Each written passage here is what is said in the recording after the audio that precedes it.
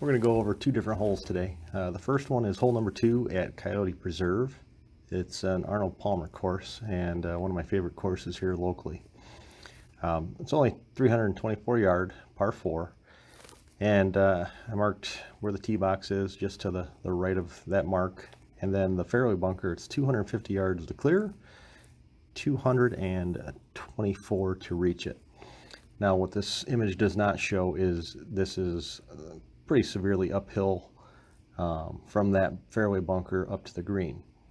Now things do plateau after the bunker and kind of level out to where you don't see much of a difference, but if you're short of that trap, there is a pretty big increase in the slope. First time playing this hole, I really didn't know what the smart play was, and luckily I hit driver, which I think is the right play, and we're going to get into that. So here, for an example, is a drive that goes 260 yards into the right rough. This is not a bad miss, because even if you have these trees in the way, you can hit a pretty easy bump and run. Those sand traps on the left are pretty deep and they are in play. Definitely would like to avoid those. So again, missing a drive off to the right will not hurt you. Moving on to another option, which at first I thought was the right play, but it actually makes the hole far more difficult than what it needs to be. So if you were to hit something in the 195, 200 yard range, you're going to leave yourself about 132. Now, that sounds okay. However, these bunkers up by the green are very deep. The angle of the green makes you have to hit a really precise shot, as it's angled basically at a 45 degree. Now, the other thing you have to factor in is you're uphill. This is going to be an extra club, maybe even a club and a half, and that's not even factoring in if there's any wind. So you have to be cautious and really hit a well-struck short iron into that green, which that green is really designed to hit wedges into rather than a short iron. And honestly, the closer you are on this, the easier it is. Here is an ideal position.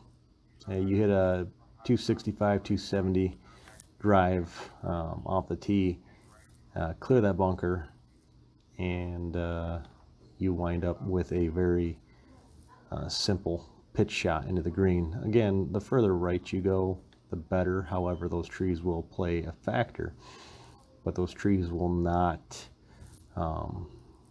take you out of the hole. You can still hit a bump and run and have a fairly easy recovery, as they're not too thick on the right side. Now this is actually how I played the hole the other day and made an easy par.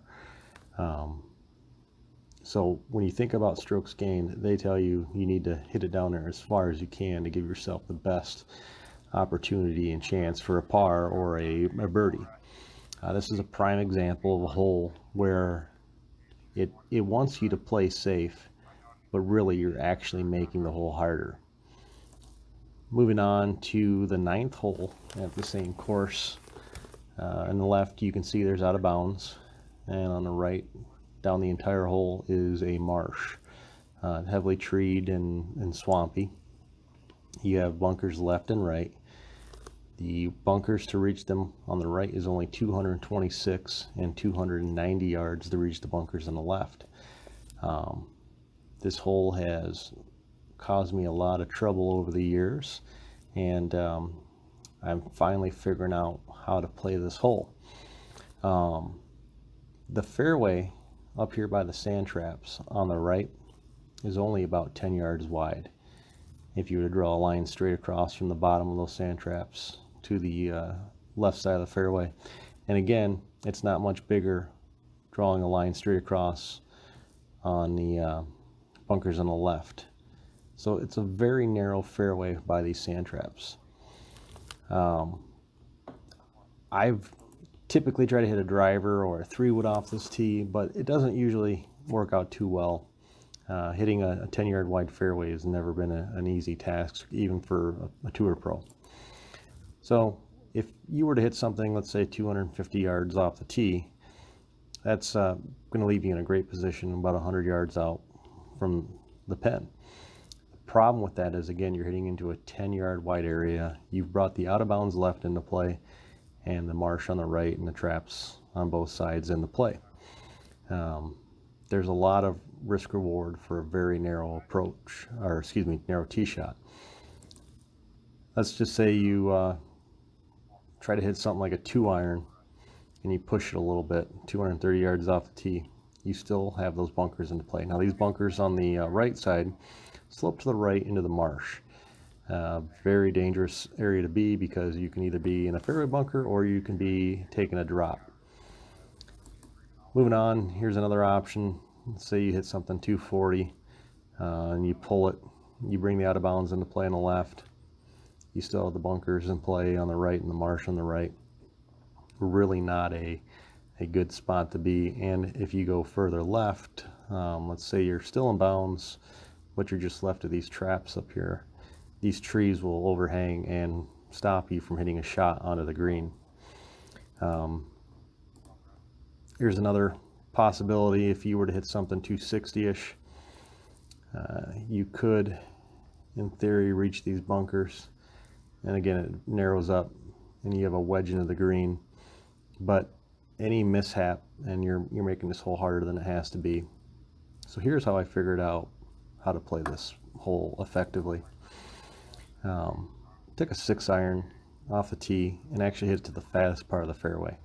Now what I like about this is it takes both sets of bunkers out of play.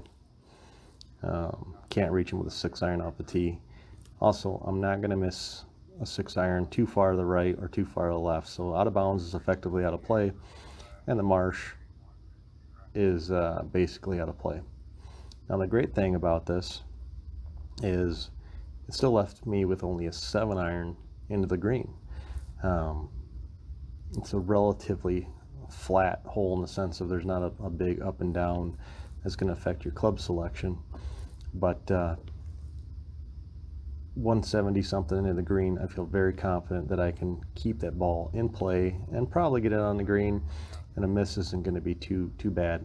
I actually wound up this way playing it the other day, and I hit this 7-iron just short of the green for an easy up and down, made par on a hole that usually gives me fits. And the playing partners I had that day, they elected to go with driver and ultimately had multiple penalty shots on this hole.